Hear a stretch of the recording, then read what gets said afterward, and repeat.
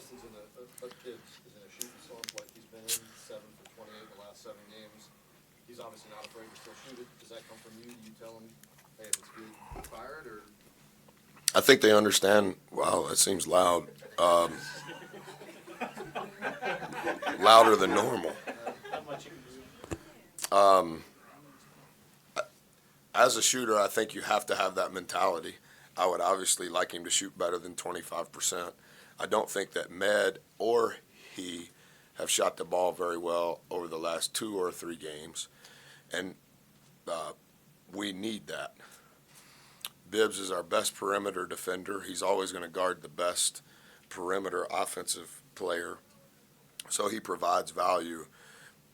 I wouldn't necessarily say that I'm ever Pollyanna with those guys that are in a slump, but I would also say that I never shy away from, oh, don't say anything to them, you know. I think it's kind of like talking to a pitcher. I've never been a baseball coach, but I think the best philosophy is just tell them the truth, you know, and they know that they need to make shots, and we need them to make shots, but I don't shy away from it, but I want them to have the thought process, yeah, I'm making the next one. Whether it was Seth's layup or Seth's defense on the inbounds pass, you feel like tonight you got the winning plays in the final minutes? Better for sure. Better for sure. I thought Five's charge was a huge play. Seth's tip, huge play. I thought there were several, I don't know if scrum would be the media word for it, on the floor near our basket, kind of almost sort of in the air at our basket. I thought we came up with more than we have been, Zach and Chris.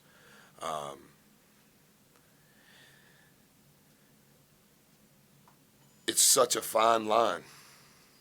And I think that we don't, you know, like in all of our personal lives, even maybe professional lives, the margin is so thin, you know. Jim Collins wrote a best-selling book that was top 20 for almost a decade, and Good to Great said the difference is 6%, and I think that's the truth. I'm not for saying we're good. I'm not saying that we're great. I just think the margin is so thin, and I think most of our guys know what embrace is. We don't use the word very often. We just say you have to hug it. You know, after all of the stuff that went on against Notre Dame, even tonight for sure, you get to the end and it's a push. It's a tie ball game. Against Notre Dame, it's a tie ball game with 2 minutes and 41 seconds left, and Bibbs is coming to the line out of a timeout to go up 1. You got to hug that. And true confidence can only come from your work, and from your work you should be prepared. And just like our kids, I dreamed of having opportunities to coach at this level, not ever thinking that I would, but when you get to that moment, I don't know that giving it the Heisman is the right approach, because the moment's not going to change. I think you have to hug it, and I thought we did a much better job hugging it tonight. How much of them switching defenses affect you guys shooting? You just never get in a rhythm. I agree with what Josh is doing. I didn't watch the Duke game from start to finish. I don't mean that negatively towards Georgia Tech, but I studied all of the other games, and it's just it's choppy, you know. And even maybe as you guys are watching it, it's like there's not a lot of flow. And when you saw flow from us, it was when we were able to get a stop and score in transition, you know. But I think that's probably, obviously, Coach believes that's their best chance, and I agree, you know. And it's 2-2-1. Sometimes they trap, sometimes they don't. Back to a 2-3 zone. It's 1-3-1, and then it's 1-1-3. The 1-1-3, if you get it to the corner, turns into a 2-3.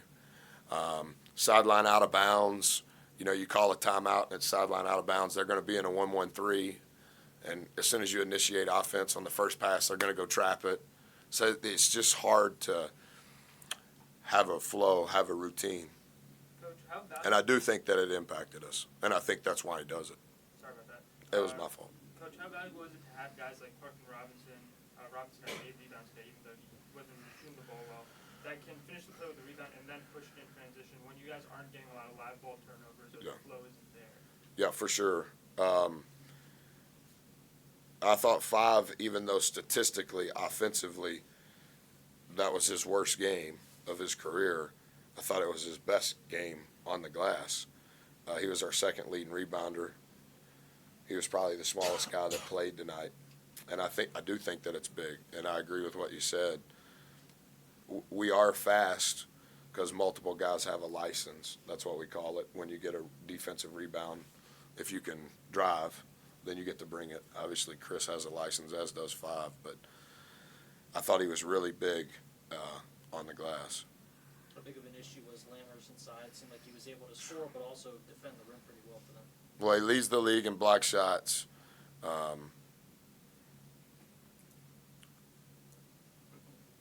And he averages 1.7 fouls per game in ACC play. That is a crazy stat. You lead the league in blocks. You're second in the league in free throw percentage. You're third in rebounding, and you average 1.2 fouls, and you average 36 minutes a game. I've known Ben since he was young, and know his high school coach really well, know his family. I visited Marquette when I was there. He shows zero emotion, but he has an incredibly blue-collar work ethic, and his skill set, you kind of want something to be flashy. It's not flashy, but it's very productive. And there's a lot of pros in our league. He will be a long-time pro because of all the things I just rattled off. He's doing it in the best league in the country, and he's very, very effective. You didn't start Chris tonight. Did he miss a shoot-around, or what was it? Late. He was late. Coach, you guys have talked about a race to maturity. After a game like this, where would you say you guys are in that race? Well, I think we have matured since the Notre Dame game, and then we'll be off tomorrow. School's started back up, so we're off tomorrow.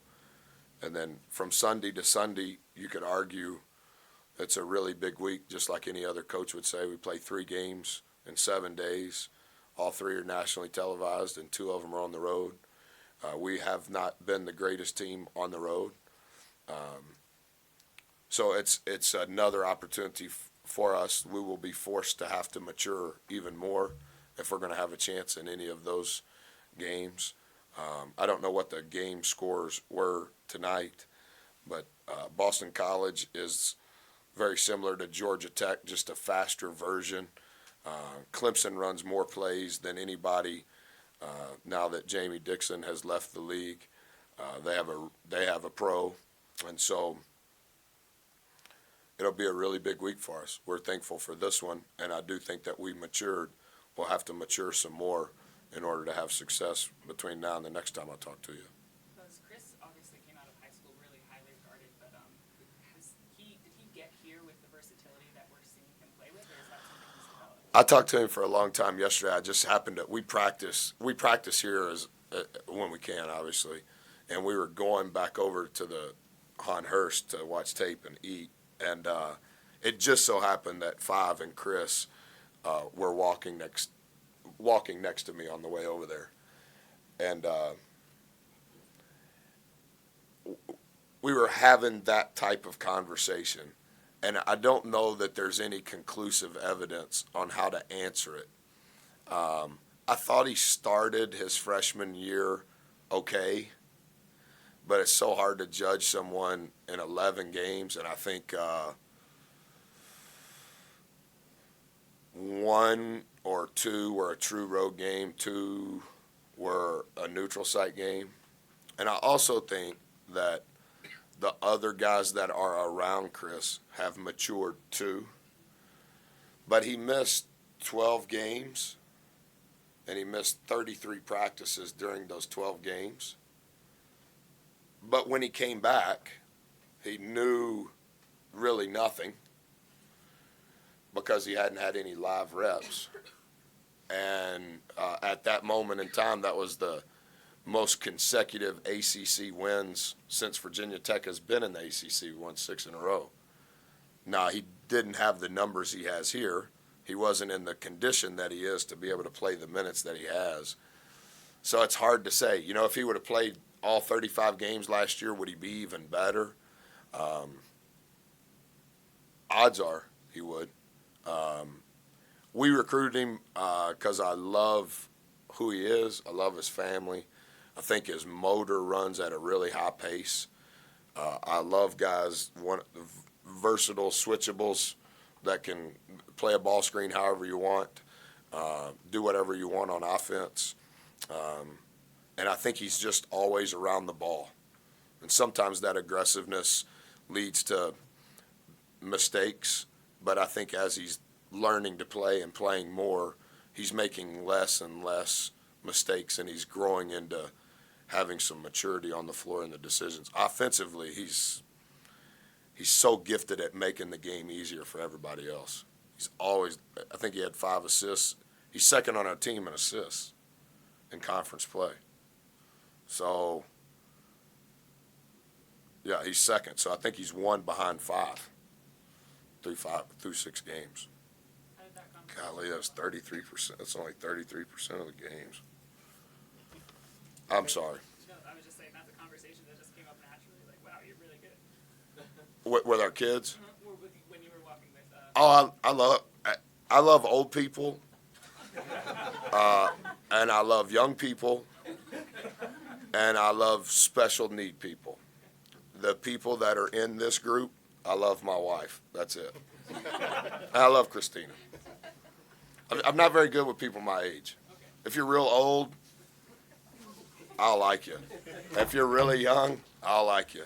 And if you got special needs, I think you're an angel on earth. But if you're my age, I'm not very good. Thank you, Coach. Thanks, Coach. Yep.